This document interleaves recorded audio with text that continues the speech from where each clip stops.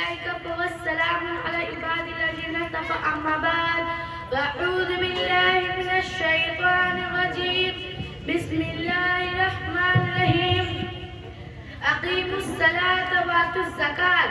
محترم بزرگ اور بھائیوں، پہلے زمانے کے مسلمان جو بھی کام کرتے تھے ان میں دین اسلام کی پوری جھلک نظر آتی تھی، اور ان کے عمل کو دیکھ کر غیر مسلم بھائی بھی اسلام میں داخل ہو جاتے تھے.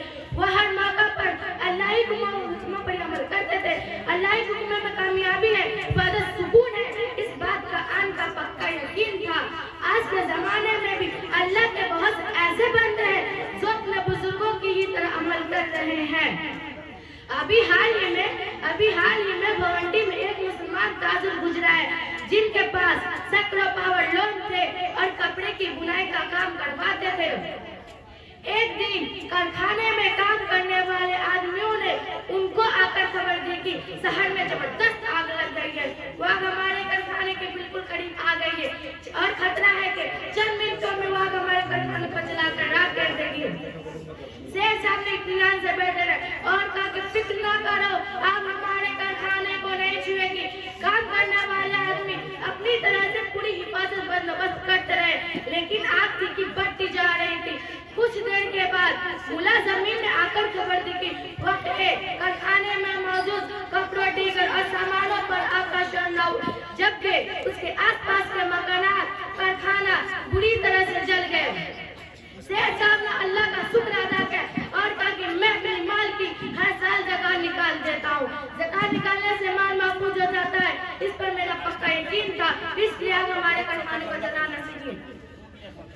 اس قسم کے واقعات اکثر سننے میں آتے ہیں. اللہ کے جتنے بھی حکم ہیں وہ سب ہماری بھلائی کے لیے ہے. ان حکم میں ایک حکم زکوٰۃ کا بھی ہے. زکوٰۃ اس مسلمان پر فرض ہے جس کے پاس 7.5 تولہ سونا یا 52 تولہ چاندی ہو، یا اس کے برابر مال ہو یا سامان کی ذات، اور وہ سال بھر کا اس کا مالک بنا رہے. زکوٰۃ کا معنی ہے پاک کرنا. چنانچہ زکوٰۃ نکالنے سے مال پاک صاف ہو جاتا ہے، ورنہ وہ مال ناپاک رہتا ہے، اس مال میں برکت نہیں رہتی اور اس دولت کو برباد جانے کا خطرہ رہتا ہے. جو لوگ زکوٰۃ نہیں نکالتے جب تک زکوٰۃ ان پر واجب ہے، ایسے لوگوں کے لیے قرآن و حدیث وعید اور سخت عذاب کی دھمکی آئی ہے. لیکن آج مسلمان کے دل میں دنیا کی محبت بس گئی ہے، وہ دولت کی محبت میں پھنسا ہوا ہے. بہت کم مالدار مسلمان ایسے ہیں جو صحیح حساب کر کے زکوٰۃ نکال لیتے، بس یوں ہی اندازہ سے تھوڑی بہت رقم نکال کر مانگنے والوں میں بانٹ دیتے.